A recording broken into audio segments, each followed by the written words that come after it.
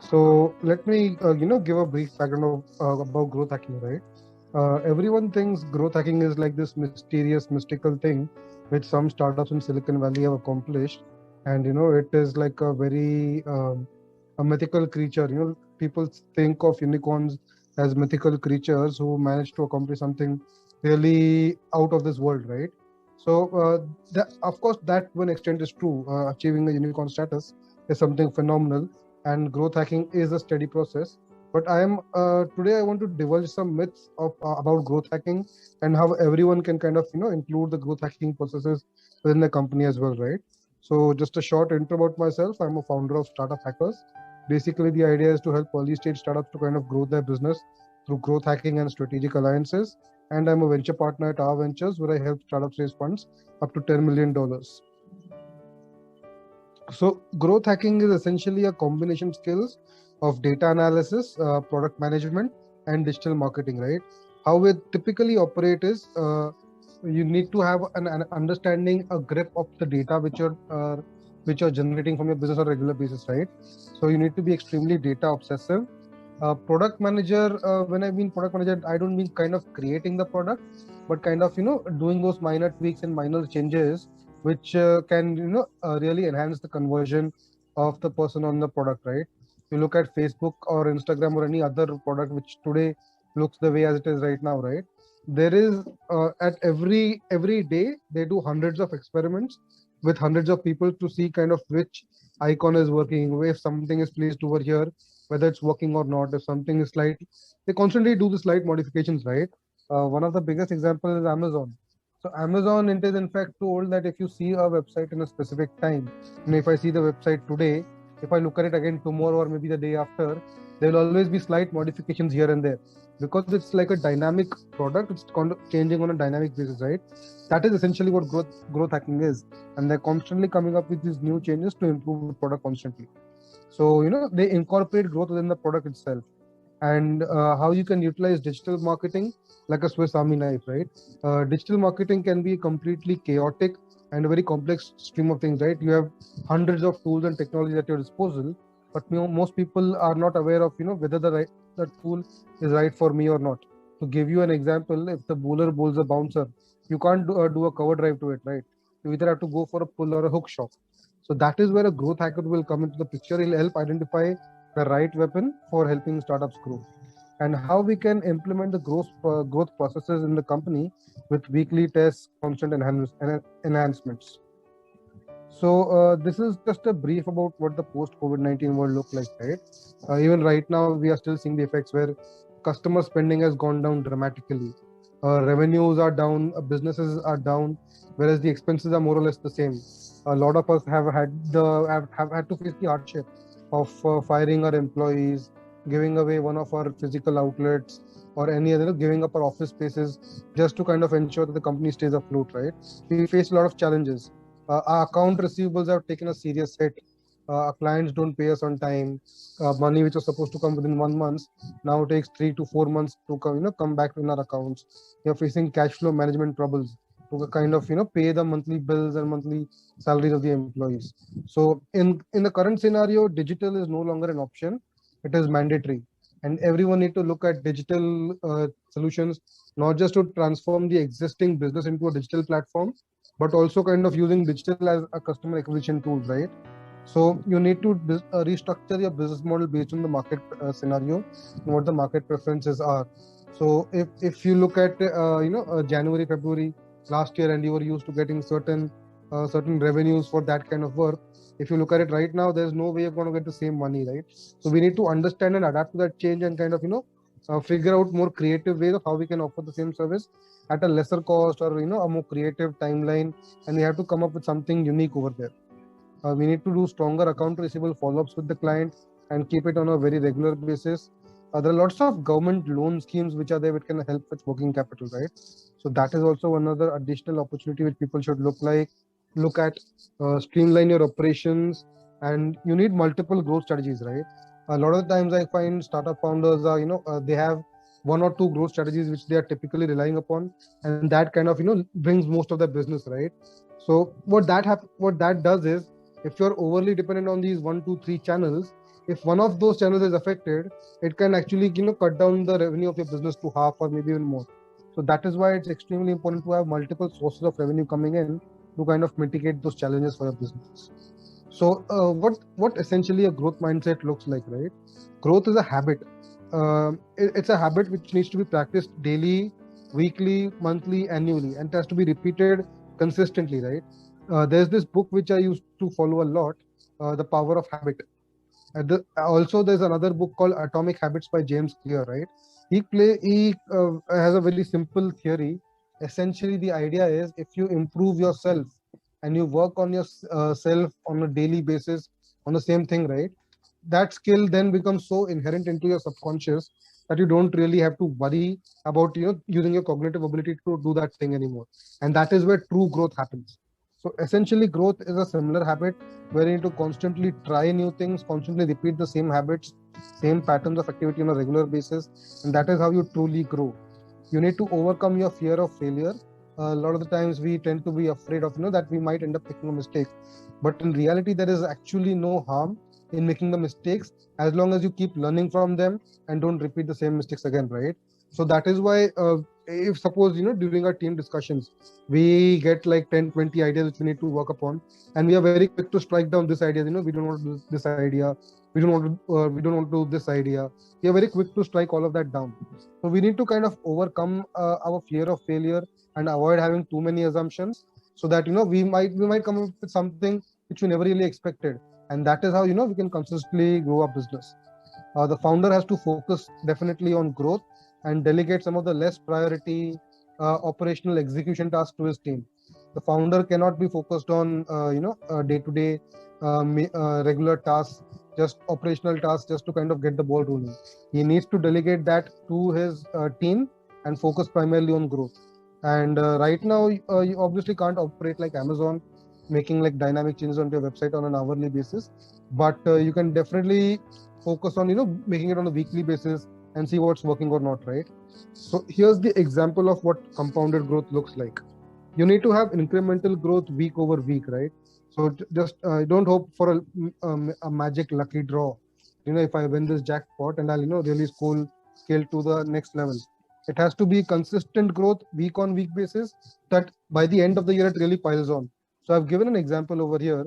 If say for example in the month of January you made $1,000 a month of profit, you grow 5% week over week, compounded over year.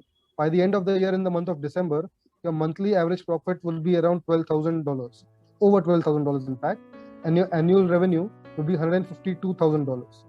Just look at the growth that you're seeing in your MRR by the end of the year. And if you grow 10% over week, and that is something truly amazing, truly astounding if you can manage to achieve that, your revenue by the end of the year becomes $1.72 million. So that is the true power of compounded growth, and that is what we need to focus on instead of trying to identify the magic bullet which can solve all our business's problems, right? And even if you don't grow 5% week over week, and you achieve only in half your experiments, your annual revenue will still grow to $43,000 by the end of the year. So that is the essential power of the compounded growth. So in growth hacking, the most important concept for your business is the North Star metric, right? What is that one metric which you need to absolutely focus on, which automatically takes care of the revenues? So the North Star metric is not the revenues. Revenues is more like an outcome of the business, right? It is the North Star metric, which, dedicated focus on that leads to the outcome of creating more revenues for you, right? So that is what you need to be focused upon. So for Facebook, the North Star metric for them is the DAU and the MAU. DAU means daily average users, MAU means monthly average users. So for Facebook, the number tentatively looks like having around 1.5 billion DAU and MAU, a monthly average users of around 2.5 billion people. That's what Facebook North Star is. And for Amazon, it is the frequency of purchases in a year. So if you buy a single product worth 500 rupees, Amazon is not going to make money out of that. Amazon is going to make money if you buy 4 products, 5 products, 10 products a year. That is where the money comes from. So that is where that's their core North Star metric. So this is a brief of what a growth hacking skill set looks like, right? It's essentially like a T-shaped marketer, and you need to have a brief understanding, a basic understanding of all these things which involve web analytics, conversion rate optimization, experiment design, funnel marketing, automation and APIs, and machine learning, and focus on one or two core skills which become your true hallmark, right? Whether that is creating a viral solution, or that may be PR, or maybe mobile optimization, or paid social, or organic social, whatever that might be the case, you need to figure out what that two or three core sets are, which are going to identify you as your specialty, and have a broad understanding of the rest of these skills as well. So essentially, what the consumer buying psychology is, right? People buy with emotional trigger. Uh, you need to have logic to kind of prevent buyer's remorse after buying the product, but the essence of buying it always has to happen through emotional triggers, right? So how does it happen? There are a lot of specific growth hacks which you can focus upon, like showing progress bars, during profile completion, right? So I'm not sure if many of you are familiar. LinkedIn shows a profile completion tab. If you do 50%, there's a 50% profile completion. You do 60%, 80%, it kind of shows over there. So that shows how people are engaged to your product itself. Then you can put time, like countdown timers, and creating urgency. I'm sure everyone must have seen those countdown timers in Amazon, right? Where when you're trying to buy and they pop up this flash deal for 2 hours or 4 hours. Essentially, that's what it's referring to. Then you have these contrast tools, right? Compare your products to something else and show the value. So this you won't see in Amazon, but you see it with single brand e-commerce stores, where they will compare the existing product with other products and what the feature sets are. You must have seen them very commonly in SaaS products. They do this a lot. How are you going to create a fear or FOMO, right? So if you kind of create the sense of FOMO in the customer, that this product is only going to be available to this deadline, and if you fail to act within the deadline, you're going to miss that, and you're going to be feeling a lot of pain because you've not solved the problem. So that is another major thing. Social proof in the form of testimonials, in the form of video reviews, customer reviews, etc. That goes a long way, and obviously logic.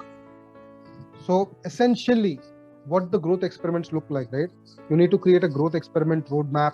What are the experiments that you want to look at?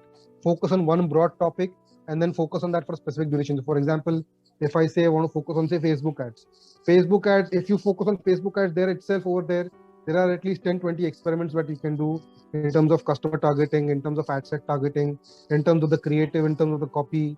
The number of experiments you can do over there, it can easily take the next 3 months, right? Focus on one broad topic and break it down individually. Identify 5 to 7 hypotheses every week. Identify which one you want to focus on based on ice and rice mechanisms. At the end of the week, you need to do a complete analysis of what the outcomes of the experiment were, whether it worked, whether it did not work, and what the results was. So you know whether what the effectiveness was, and you can move on to the next experiment. So essentially, the ICE mechanism looks like this. You can break it down into impact, confidence, and ease. How big is the impact? How confident are that you are that's going to work, and how easy it is to implement it, right? And if the sum of the scores is over 25 and above out of 30, you can safely move ahead with that one. This is another one, reach, impact, confidence times effort, which is called the RICE score. I personally prefer the ICE one, but you can have a look at this one as well. So this is a combination of what the impact to effort metrics looks like, right? In the impact, you have high impact and low impact, and what the benefits are. It is the big bets which will truly see a lot of growth over there, but you must also need to focus on the easy ones as well, because that is going to be giving you consistent, predictable growth on a regular basis. So this is one of the most unique integrations which Airbnb had done. What they had done was they had reversed engineered the API of Craigslist, and what had happened was, if anyone was looking for a specific property on Craigslist, you could actually click on a specific button which Airbnb had created and go directly to the Airbnb website, right? So in reality, that was an illegal thing. It was not supposed to be a genuine thing. And Craigslist, after 6 to 8 months, they kind of closed that down. But within that 6 to 8 months of that period, Airbnb was getting thousands of free traffic every week.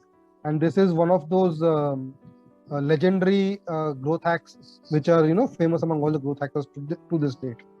This was how it was operating, and this is how they structured the entire Craigslist integration. There were a few other growth hacks which Airbnb had done as well, like the photography experiment which they were looking at. Essentially what they did was, you must have seen right now, right? You have companies like housing.com and the other players. They come to your properties, they take the professional photographs, to ensure that the buyers are interested in something like that, right? This was originally pioneered by Airbnb, and no one would have even thought of something like this. Then comes the social connections feature, where you can actually connect using social connect. That was one of the major features as well. Then you look at the heart versus star function, right? To identify whether heart is working or star is working. These small details which we tend to kind of overlook and underestimate, but even these kind of show a lot of variation in terms of how much growth we're engaging. And you can see at the bottom over there that 45% users were engaging with wish list and over 1 million have been created. So that shows the importance of these small growth hacks as well. Then they start with the mobile listing, how they can create through the mobile option. So these are just some of the examples of the kind of growth hacks which were operating. And so this R framework is like the bread and butter of the growth hacker, right?